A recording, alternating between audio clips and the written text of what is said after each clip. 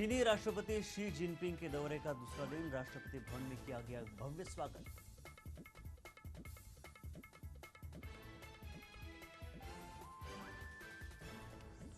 गडकरी और केजरीवाल मिले। दिल्ली में सरकार बनाने के लिए अरविंद केजरीवाल ने नितिन गडकरी से मुलाकात। कांग्रेस का है आरोप।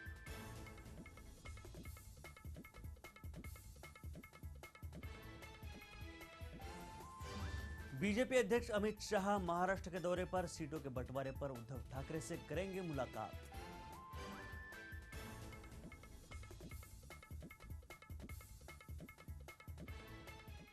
और असम के पूर्व पुलिस महानिदेशक शंकर बरुआ ने की आत्महत्या। खुद को गोली मारकर ली अपनी जान। शारदा घोटाले मामले की जांच से गुजर रहे थे शंकर बरुआ।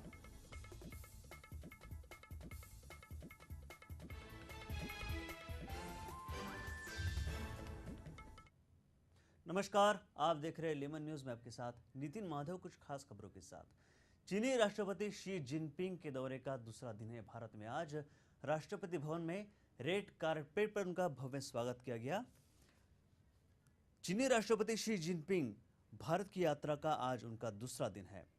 नई दिल्ली के हैदराबाद हाउस में आज प्रधानमंत्री नरेंद्र मोदी के साथ उनकी द्विपक्षीय बातचीत होगी।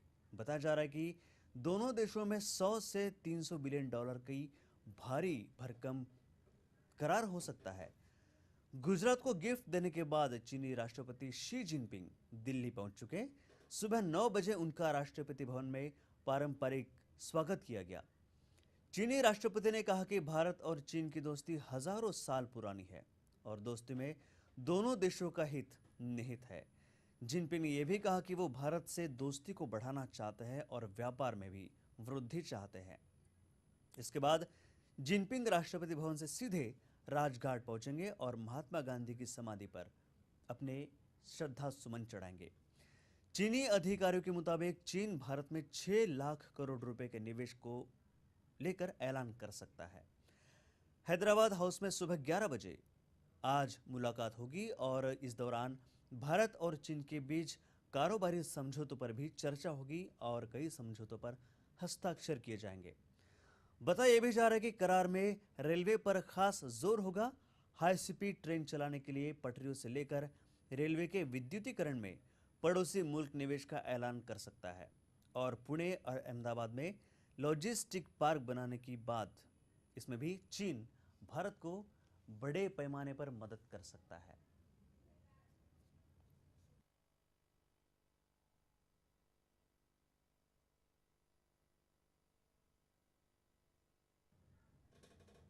चीनी राष्ट्रपति जिनपिंग अपने गुजरात दौरे में महात्मा गांधी आश्रम गए और अहिंसा के पुजारी बापू की इस पावन धरती पर उन्होंने श्रद्धा सुमन अर्पित किए।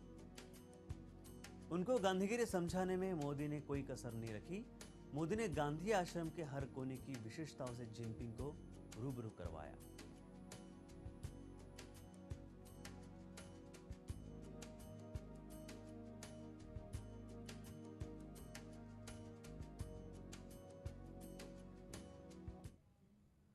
राजकोट में भाजपा महिला मोर्चा की तरफ से अलग अलग अंदाज में नरेंद्र मोदी का जन्मदिन मनाया गया। इस मौके पर भाजपा महिला मोर्चा ने भगवान शिव की महाआरती की। इस अवसर पर राजकोट के मेयर रक्षा बोरिया समेत कई बड़ी तादाद में महिला मोर्चा की कार्यकर्ता मौजूद रही। हमारे माननीय प्रधानमंत्री श्री नरेंद्र भाई मोदी का जन्मदिवस है, इसलिए राजकोट भाजपा महिला मोर्चा की बहनों ने यहाँ पर पंचनाथ मंदिर में महाआरती का आयोजन किया है और ये महाआरती के बाद बहनों ने हमारे प्रधानमंत्री और सभी बहनों के भाई ऐसे नरेंद्र भाई की दीर्घायुष्य मिले उनको और उनका तंदुरुस्ती भरा जीवन बरकरार रहे, इसलिए बहनों ने प्रार्थना की है। राजकोट शहर की सभी भारतीय जनता पार्टी की महिलाएं एक साथ एकत्रित होकर पंचनाथ मंदिर जो हमारे सर्वस्व कहलाते हैं, वो महादेव जी के जो पुराना हमारा पंचनाथ महादेव है, वहाँ हमने सबने इकट्ठा होकर आज समूह आरती का आयोजन किया और वो आयोजन के साथ हमारे प्रधानमंत्री आदरणीय नरेंद्र भाई खूब उसकी लंबी आयु रहे और जो प्रजा की सेवा की कार्य करते हैं उसमें खूब उसका सबका बहुत ही साथ सहकार मिले और लोगों की जो इच्छा है वो पूरी कर सके और उसका दीर्घ आयुष्य रहे और उसका आरोग्य निरोगी रहे, ऐसी हमने सब साथ मिलके आज शुभकामना दी है। इलेक्शन वोटिंग मशीन में गड़बड़ी के मामले को लेकर मुंबई में एक व्यक्ति ने हाईकोर्ट का दरवाजा खटखटाया। उसने चैलेंज किया कि वोटिंग मशीन में गड़बड़ी है, जिसके चलते वोटिंग में एक को दिया गया वोट दूसरे उम्मीदवार को चला जाता है। फिलहाल इस मामले की अगली सुनवाई 23 सितंबर को होनी है। पहले एक केस फाइल किया था ईवीएम मशीन में गड़बड़ है करके, और दिल्ली हाई कोर्ट ने जजमेंट देते हुए ऐसा कहा कि this machines are vulnerable to fraud and there are security issues as well. लेकिन सुब्रमण्यम स्वामी ने कुछ एविडेंस नहीं दिया और कुछ सजेस्ट नहीं किया कोर्ट को कि क्या गड़बड़ हो सकती है, इसीलिए कोर्ट ने फैसला सुनाया नहीं। तो इसीलिए बाद में सुब्रमण्यम स्वामी दिल्ली हाई कोर्ट से सुप्रीम हाई कोर्ट में उन्होंने अपील की, और वहां सुप्रीम कोर्ट ने ऐसा कहा कि ये ईवीएम मशीन है, इसके साथ voter verification paper audit trail VVPAT इस्तेमाल कीजिए। वीवीपैट मतलब ये एक प्रिंटर होता है, जब आप वोटिंग करते हो तो प्रिंट आती है, पॉलिटिकल पार्टी का सिंबल उसके ऊपर आता है और कैंडिडेट का नेम उसके ऊपर आता है। तो ये सिस्टम होनी चाहिए। हमारा अभी मांग है कि एक तो ये जो विधानसभा के इलेक्शन जो महाराष्ट्र में हो रहे 15 अक्टूबर को, वो ईवीएम मशीन वीवीपैट के साथ हो या बैलेट पेपर के साथ हो, जो ट्रेडिशनल बैलेट पेपर है। लेकिन नवी मुंबई में कई सार्वजनिक दुर्गा मंडल है जो नवरात्रि उत्सव बड़े धूमधाम से मनाते हैं, जिसके चलते वो नागरिकों से चंदा वसूलते हैं। लेकिन कमोठे के मंडल के चंद लोगों ने मिलकर लोगों से जबरन चंदा वसूलने का काम किया है, जिसकी वजह से कमोठे पुलिस ने 2 युवकों को वसूली के मामले में गिरफ्तार किया। पकड़े गए आरोपियों का नाम विकास निकम और अरफात शेख बताया जा रहा है।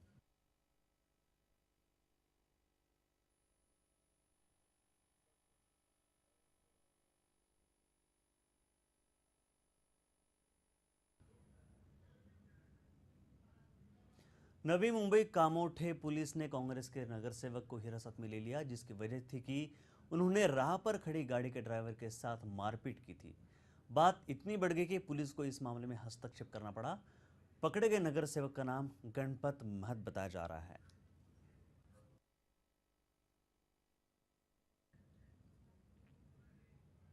जॉइंट्स इंटरनेशनल की ओर से 42वें एनिवर्सरी सेलिब्रेशन और अवार्ड्स कार्यक्रम रखा गया, जिसमें मुख्य अतिथि के रूप में भारतीय जनता पार्टी के राष्ट्रीय अध्यक्ष अमित शाह मौजूद थे, जहां कई बड़े कलाकार को अवार्ड से सम्मानित किया गया।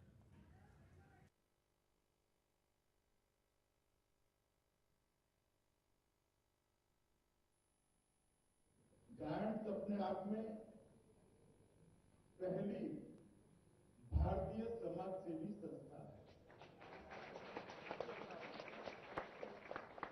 सेवा की शुरुआत हिंदुस्तान से ही हुई है, ये हमारा संस्कार है। सेवा हमारे लिए कोई नई बात नहीं है, मगर दुनिया भर में सेवा की एक ऑर्गेनाइज शुरुआत करने का गौरव जायंट्स को प्राप्त है। आम आदमी पार्टी के संयोजक अरविंद केजरीवाल ने ई रिक्शा के मुद्दे पर परिवहन मंत्री नितिन गडकरी से मुलाकात की, जिसको लेकर राजनीति काफी गर्म हो गई। कांग्रेसी नेता मुकेश शर्मा ने कहा कि दिल्ली में सरकार बनाने को लेकर दोनों नेताओं की मुलाकात हुई है, ये उन्होंने आरोप लगाया।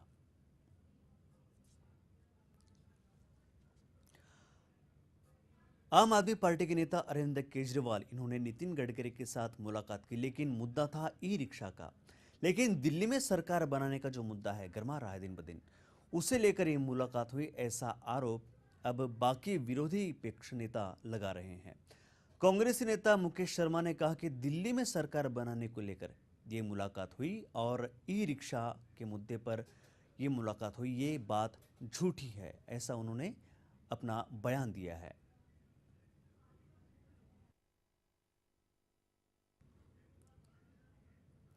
महाराष्ट्र चुनाव आयोग ने चुनावी तैयारियां शुरू कर दी। मुंबई के बांद्रा स्थित जिलाधिकारी ऑफिस में महाराष्ट्र में होने वाले विधानसभा चुनाव को लेकर मुंबई उपनगर के जिलाधिकारी शेखर चन्नी के साथ बैठक रखी, जिसमें उन्होंने कहा कि लोकसभा चुनाव में ईवीएम मशीन को लेकर जो खामियां थी वो इस बार विधानसभा चुनाव में नहीं होगी और उन्हें पूरी तरह से दूर कर लिया गया। और साथ ही उन्होंने बताया कि मतदान सुरक्षा व्यवस्था को लेकर चुनाव आयोग ने 3 स्ट्रेटेजी टीम बनाई ताकि चुनाव में किसी भी तरह की गलती न हो सके, जो गलतियां लोकसभा चुनाव के वक्त हुई थी। में फॉर्म भरने की ये कल यानी 17 सितंबर 2014 के शाम के 5 बजे तक चलती रहेगी। जो भी मतदाता अभी भी जिनके नाम मतदाता सूची में समाविष्ट नहीं है, वो कल 17 सितंबर शाम 5 बजे तक अपना फॉर्म भर सकते हैं। केबल, टेलीविज़न और सोशल मीडिया, इसमें जो जाहिरात उम्मीदवारों को या पॉलिटिकल पार्टी को देनी है, उस जाहिरात को सर्टिफिकेशन के लिए जिला स्तर पर एक media certification and monitoring committee की स्थापना की गई है।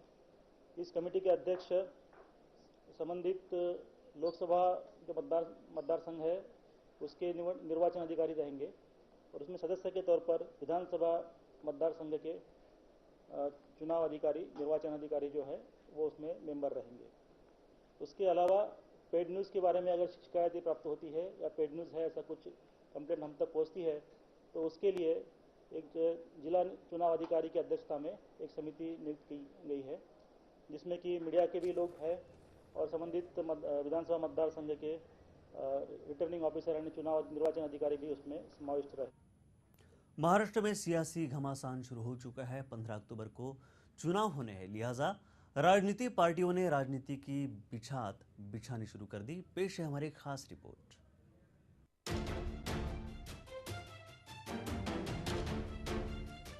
महाराष्ट्र में सियासी दंगल सज चुका है। 15 अक्टूबर को विधानसभा चुनाव होने हैं। वक्त 1 महीने से भी कम है, लिहाजा महाराष्ट्र की सियासत के महारथियों ने सियासी बिसात बिछानी शुरू कर दी है। कहीं एक दूसरे को मनाने की कोशिशें जारी हैं, तो कहीं सियासत के महारथी एक दूसरे पर कीचड़ उछालने में मशगूल हैं। लड़ाई महाराष्ट्र की गद्दी की है, लिहाजा गद्दी के दावेदार भी बड़े सूरमा हैं। बेशक महाराष्ट्र में लड़ाई शिवसेना बीजेपी गठबंधन, महायुति और कांग्रेस एनसीपी गठबंधन अघाड़ी के बीच है। दोनों ही गठबंधनों में शामिल सियासी सूरमाओं ने अपने अपने दांव पेच बैठाने शुरू कर दिए हैं। 15 साल से महाराष्ट्र की सत्ता में काबिज अघाड़ी सरकार को महायुति इस बार कोई मौका नहीं देना चाहती। महायुति में सीटों के बंटवारे को लेकर जूतम पेजार चल रही है, तो वहीं अघाड़ी का भी लगभग वही हाल है। दोनों ही गठबंधनों में अंदरूनी कलह कितनी ही हो, फिर भी दोनों चुनावों में रणनीति बनाने को लेकर कोई कोर कसर नहीं छोड़ना चाहते। महाराष्ट्र में राजनीतिक विश्लेषकों के मन में एक ही सवाल है, आखिर इस बार सूबे की सत्ता पर कौन काबिज होगा। लोकसभा चुनावों में मोदी लहर के शानदार प्रदर्शन के बाद महायुति का पलड़ा भारी माने जाने लगा, लेकिन हाल ही में आए 9 राज्यों के उपचुनावों के नतीजों ने सबको चौंका दिया। उपचुनावों में बीजेपी को करारी हार का सामना करना पड़ा, तो वहीं बीजेपी की इस हार ने कांग्रेसियों में एक नई जान फूंक दी।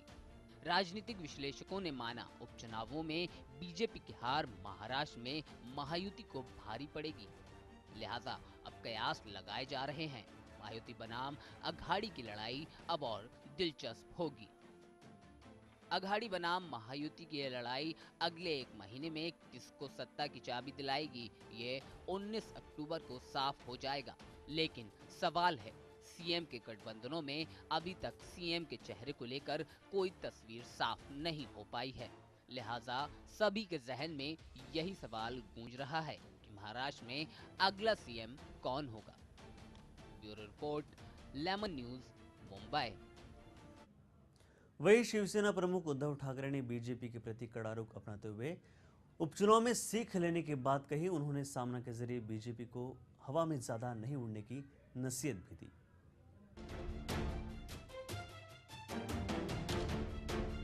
बीजेपी और शिवसेना के बीच की खाई पटती नजर नहीं आ रही है। शिवसेना बीजेपी पर लगातार प्रहार कर रही है। सीटों के बंटवारे को लेकर महायुति में जूतम पेजार चल रही है, तो दोनों पार्टियां एक दूसरे पर तंज करने से बाज नहीं आ रही हैं।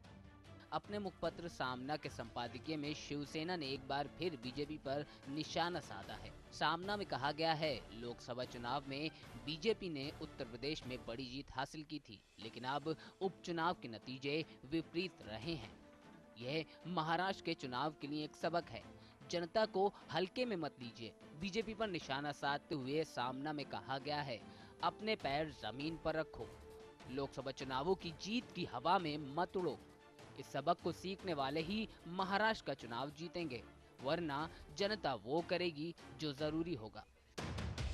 महाराष्ट्र के सियासी दंगल में शिवसेना को जहां एनसीपी कांग्रेस के सामने डटकर खड़े होना चाहिए, लेकिन ऐसा ना करते हुए शिवसेना लगातार अपनी सहयोगी पार्टी बीजेपी पर प्रहार कर रही है। इसकी वजह साफ है, शिवसेना बीजेपी को किसी भी हालत में अधिक सीटें नहीं देना चाहती, लिहाजा शिवसेना की ओर से लगातार बीजेपी पर तानाकशी का सिलसिला जारी है।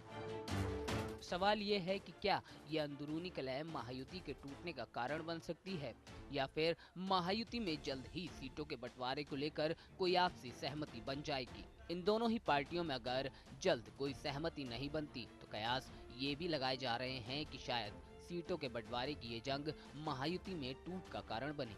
Bureau report, Lemon News, Mumbai.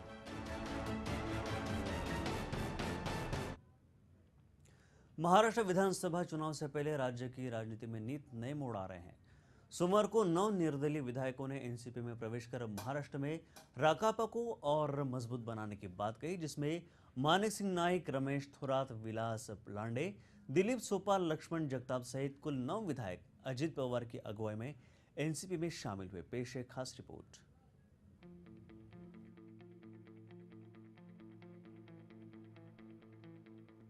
आगामी विधानसभा चुनाव तिथि की घोषणा के बाद महाराष्ट्र में इन दिनों दूसरे दलों के नेताओं को अपने पक्ष में करने का काम जोर शोर से चल रहा है।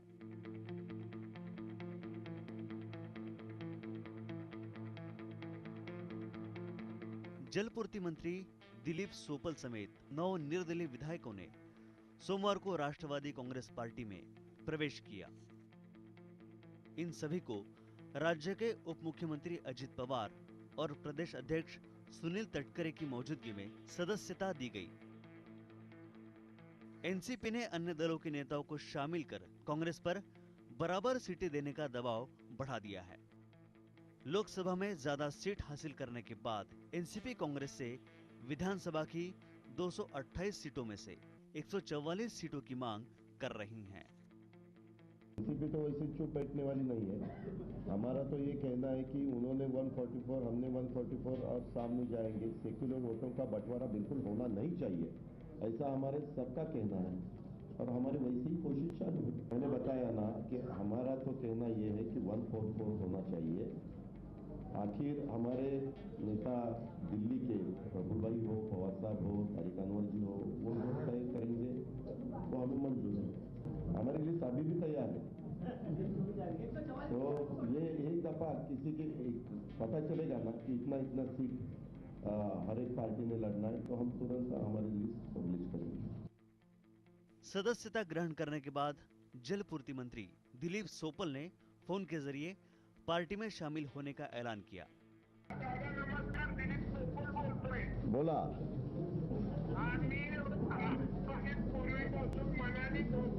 हाँ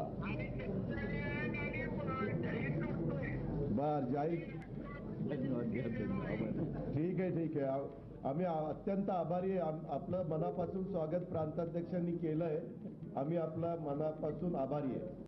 शामिल होने वाले अन्य विधायक मान सिंह नाइक शिराला से, बालासाहेब पाटील उत्तर कराड से, मकरंद पाटील वाई से, शरद गावित नवपुर से, सुरेश देशमुख वर्धा से और साहेबराव पाटील अमलनेर से है। ये सभी निर्दलीय विधायक पिछले 5 साल से कांग्रेस एनसीपी की सरकार को समर्थन दे रहे थे। गठबंधित पक्षों का आंतरिक कलह सरेआम खुलकर आने के बाद अब हर पक्ष खुद को मजबूत करने और खुद की अहमियत सिद्ध करने पर आमादा है। Bureau report, Lemon News, Mumbai.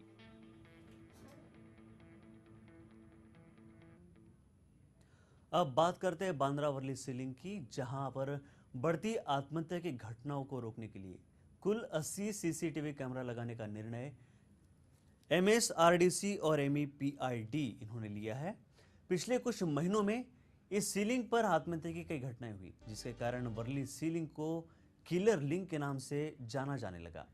एक सामाजिक कार्यकर्ता की जनहित याचिका पर सुनवाई के दौरान मुंबई हाईकोर्ट में सरकार की ओर से सीलिंग पर सुरक्षा के लिए 80 सीसीटीवी कैमरा लगाने की बात कही गई। हम आपको बता दें कि 4 साल की मेहनत के बाद और करोड़ों रुपए की लागत के बाद ये बांद्रा वर्ली सीलिंग बनाया गया, जिससे बांद्रा से वर्ली तक का अंदर 1.5 घंटे का जो 35 मिनट में अब होता है।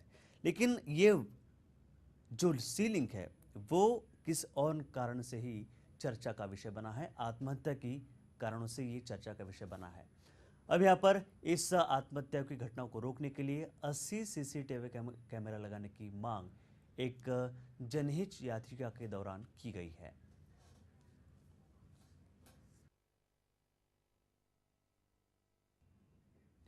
मराठवाड़ा मुक्ति संग्राम के लिए कई वीरों ने अपनी जान की आहुति दी थी और कईयों ने जेल कारावास झेला। वही इस स्वतंत्रता की लड़ाई में हुतात्माओं का बड़ा योगदान रहा, जिसके चलते महाराष्ट्र में हुतात्माओं के कई स्मारक बनाए गए। लेकिन इन स्मारकों का हाल इन दिनों काफी दयनीय है। वही सरकार भी इन स्मारकों को नजरअंदाज करती आ रही है। आपको बता दें कि 17 सितंबर को मराठवाड़ा मुक्ति संग्राम दिवस मनाया गया।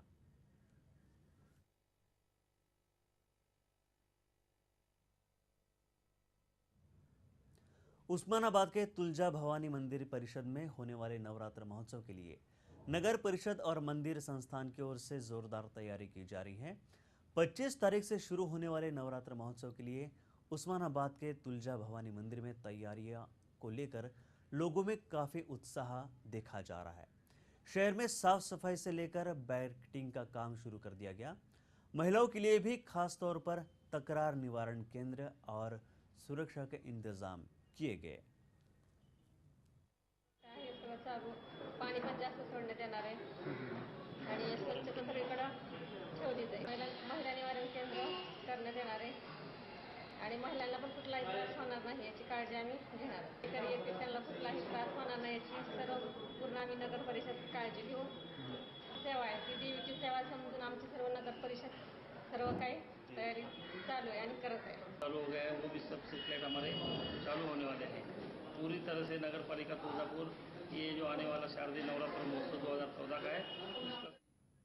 महाराष्ट्र के जव्हार तहसील में इन दिनों बरसात के कारण गैस्ट्रो के मरीजों की संख्या लगातार बढ़ती जा रही है।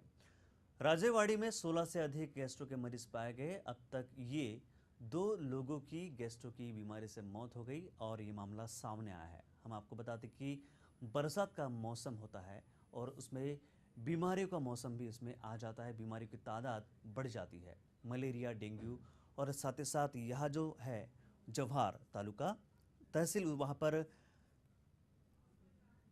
गैस्ट्रो की जो मरीजों की संख्या है लगातार बढ़ती जा रही है और इसमें 16 से अधिक गैस्ट्रो के मरीज पाए गए और इसमें कुल 2 लोगों की जान अब तक गई है, जिसके लिए तहसील के आरोग्य विभाग ने अब सुरक्षा के लिए पहल की है।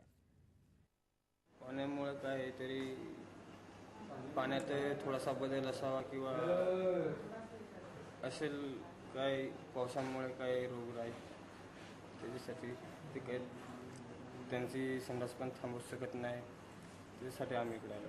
आमच्या गावात असे का भरपूर तसे लोकसंख्या आहेत, 1000 घरं असते। हॉस्पिटलला आज इकडे आले, सकाळी पण पाठवलेत आणि रात्री पण पाठवले तिकडं।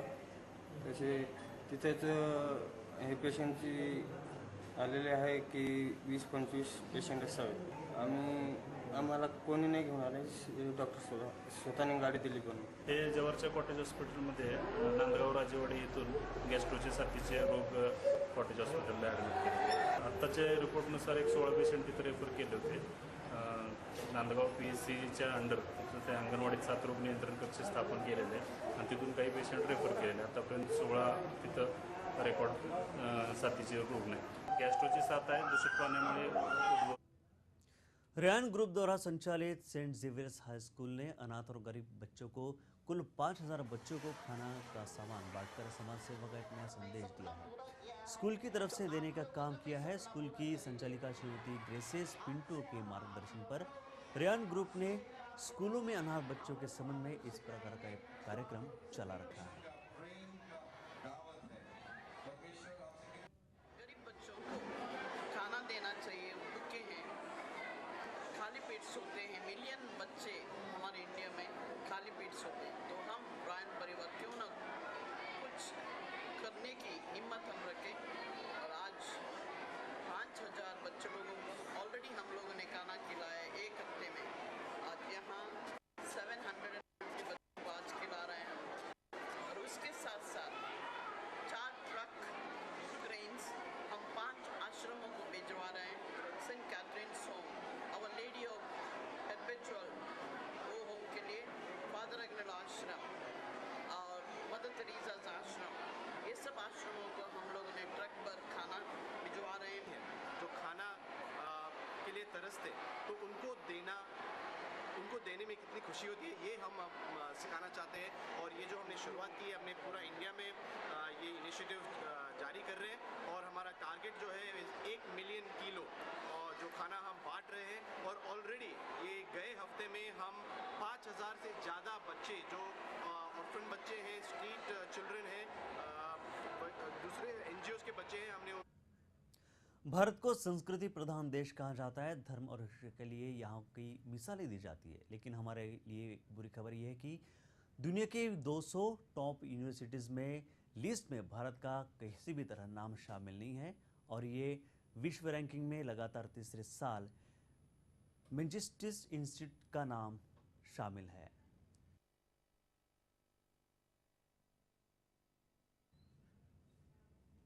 फिलहाल इस बुलेटिन में बस इतना ही। दीजिए बुलेटिन को इजाजत। नमस्कार।